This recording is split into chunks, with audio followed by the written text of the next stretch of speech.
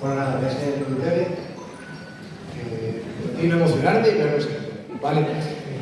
Nada, dar las gracias a la Asociación Boles Assuam por acordarse de mí, al Ayuntamiento de Mieres y, como no, pues a ICA.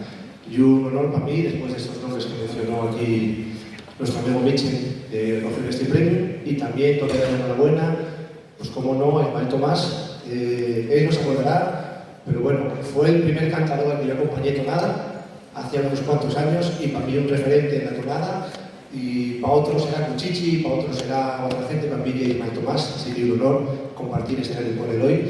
Y como no, pues de las gracias pues, a la Buena Toloyu y a la Banda Sinfónica Ateneo de Mieres, porque bueno, el último año hicimos una buena comunión, una gran familia que hemos hecho, y toque de las gracias por estar aquí hoy, porque bueno, sé que son vacaciones, son fiestas, y montaron todo esto a mis espaldas.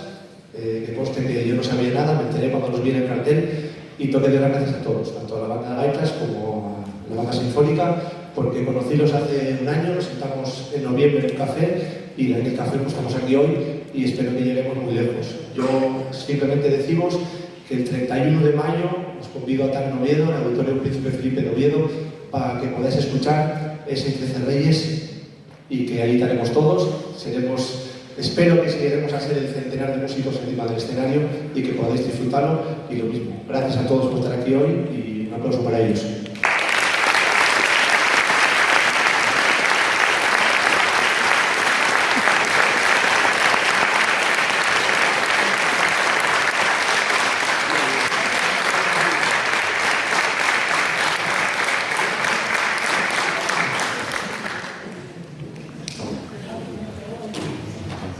¿Qué va?